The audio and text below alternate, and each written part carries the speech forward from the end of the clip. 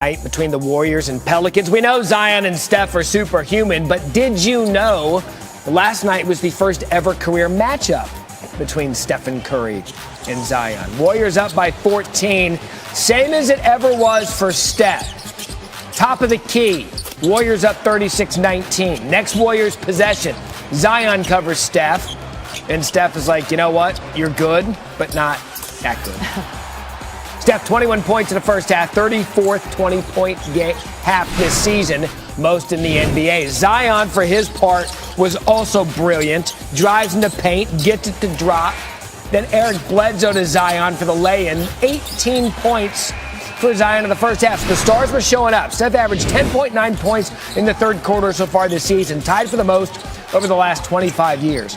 What hasn't this guy been able to do this season? I mean, just absolutely embarrasses Eric Bledsoe. Have another look. Now, there was a little knee knock in there. Basketball. It is. Tried to trap him. Didn't work. Curry 15 points in the third quarter. Fourth quarter now. Curry again. Little shake and bake off Zion. My goodness. This was the ninth 40-point game this season for Steph Curry, most in the NBA. If he's not square front and center in the MVP conversation, moving without the ball like this, I don't know who is.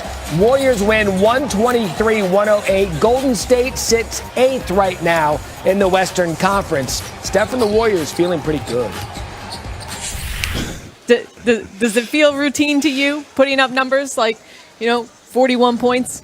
I'll take that as a compliment, yeah, if that's the expectation every night and I'm meeting it, from his standpoint, from our team, and obviously myself. So, it's been a fun ride, been a fun year. We got a lot left to do.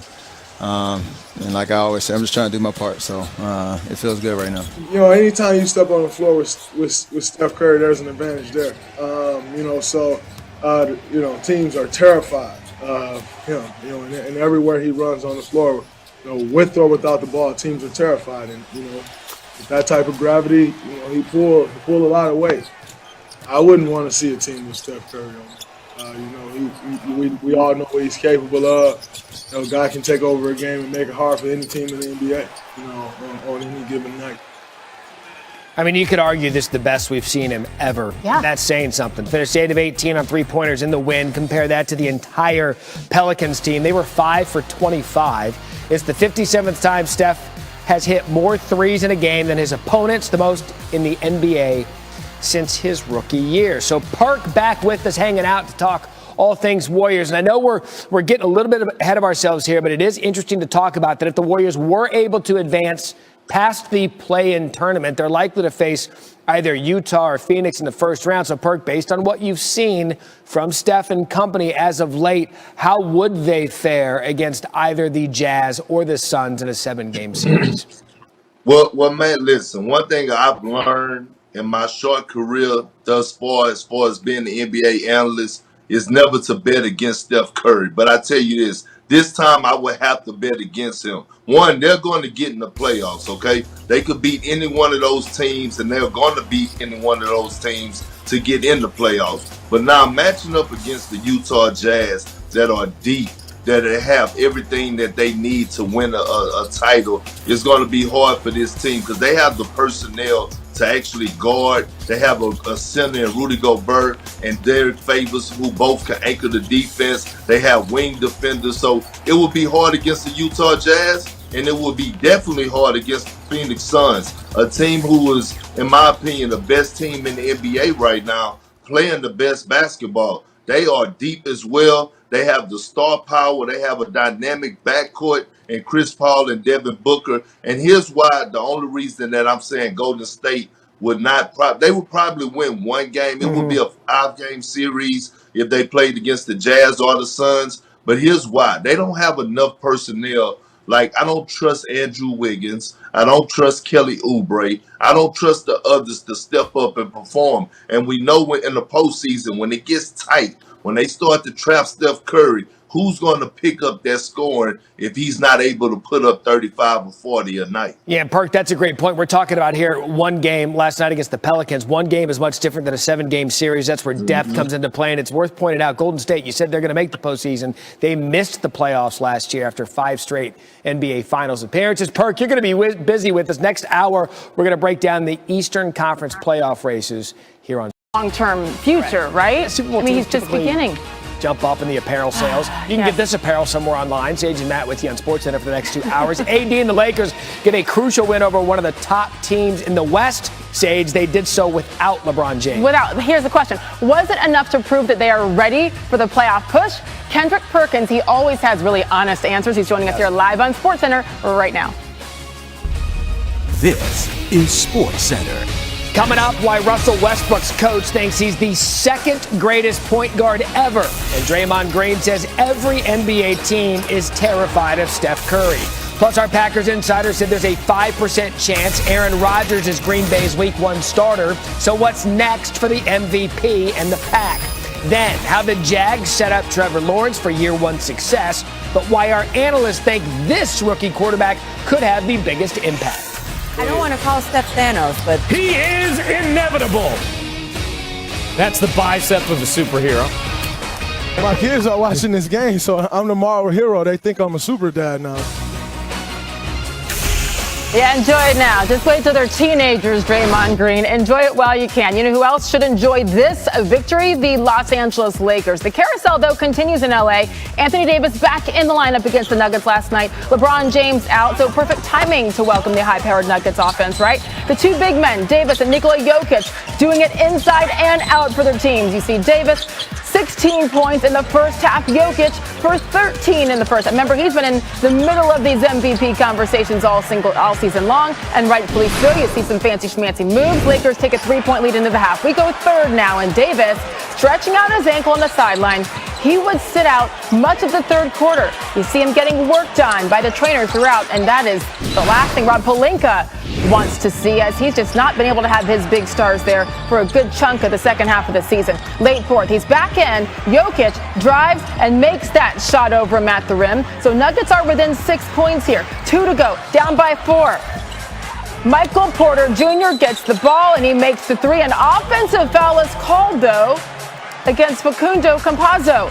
Jamal Murray cannot believe this one. Look again, contact made by Campazzo and Davis before the shot, and they laugh after the play. We continue. Lakers up 2. Davis in the lane, floater. And he is showing some fire there, some emotion as the Lakers take a 4-point lead. 30 seconds to go. The drive, the miss, spinning shot off glass, but that's Horton Tucker tracking down the ball and making the reverse. And look at the frustration right there by Jokic and the Nuggets. 15 seconds left, still a 4-point game. Campazzo has the shot blocked by Anthony Davis. A frustrating game for AD, but how about that to seal the deal? Look at the closeout by him. He gets there quickly. 25 points for Anthony Davis as the Lakers get the win, 93-89. And for just the second time in 7 games since coming back from injury, he reached that 25-point mark, much needed without LeBron. So they improved to 10-1 this season when he does score 25. They actually have a losing record this season when he plays and doesn't reach 25. So the Lakers go as AD goes. Let's listen to him post-game. Tonight we played Laker basketball. We're running. We're helping each other. We're talking. We're sharing the basketball. We did everything that Laker basketball consists of. When we continue to do this, then we can start adding more wins than losses in our record. So it was good just to see us play our style of basketball tonight. And like I said, we got to feed off this game. This was the first game since he's been back that he was really, really decisive, especially early in the game. I thought he set a great tone for us, knowing that Dennis and Bron were going to be out, that he was going to be in attack mode, and I thought he set a great tone for us. But obviously, when Anthony's at his best, he's impacting the game on both sides of the ball, and that's what he did tonight. All right, so the race to the play-in is on, and it's a good one. The Lakers are right now fifth in the Western Conference, but just a game up on the 7th place Portland Trail Blazers. So it looks like it's a 3-team battle with them and the Mavs for 2 spots to avoid having to go to that play-in tournament that LeBron is so fond of. Lakers do face a test coming up. Their next 3 games are against the Clippers, the Blazers, and the Suns. Let's say hello now to 2008 NBA champion Kendrick Perkins joining us live on SportsCenter. Perk, yesterday you said that you had some major concerns about the Lakers' chances of succeeding in the postseason. So last night, that was a really big win against a very good team. What did you see from them specifically last night that makes you believe they can right this ship fully before the playoffs? Well, Sage, let me start off by saying this, okay? Who has something to say about the play-in tournament, right? This is why you have the play-in tournament. Last night was a playoff type game. The score was 93-89. That they was getting it in the trenches, out the mud. The game meant something to them. We saw the Lakers playing with a sense of urgency, especially on the defensive end. Look, when you're without your best player, LeBron James, a guy that provides all the offense, you have to hang your hat on the defensive end. And that's what the Lakers did. They strapped up. They got out, they ran with the ball, forced turnovers to get transition baskets, and Anthony Davis, he took over the game on both ends of the floor, offensively and defensively. Defensively, he was a monster, coming up with the big block, but the way that he anchored the defense, sprint back in transition, able to switch out on pick and rolls, and Kyle Kuzma, he did a great job on guarding Porter Jr. last night and limit him to those 20-point nights. So they got it out the mud. They got it in the trenches. This is why we all should love the play-in tournament, because it brings out the best of every team at the end of the season before a postseason start. Perk, I know how close you and LeBron are. Have you guys talked about this? Because you're obviously on very different sides of this topic. Look, one thing about me and LeBron, we don't have to talk about this. One thing I could give LeBron a lot of credit about is that he's not sensitive to nothing that no one has to say. And at the end of the day, he knows we didn't have disagreements. I've been knowing him Sage since I was 14 years old, and he know how me and him get down. We'll have arguments or debates all the time over dinner or whatever the case may be. Just because we don't see eye to eye on this situation don't mean that we're not friends. Oh, absolutely, for sure. I'd love to be a fly on the wall for those conversations, so that would be fun. By the way, you mentioned the defense, and it really was good. They held the Nuggets to 89 points last night, their second fewest in a game in the last 2 seasons. So, yeah, defense for LA, got to hang your hat on that. Thank you very much, Kendrick Perkins. Don't go anywhere. We got much more to come. First, let's wrap up this Lakers now, because they get a couple days off, and then they face a few tough games, as we said a couple minutes ago. Clippers, Blazers, Phoenix, Suns.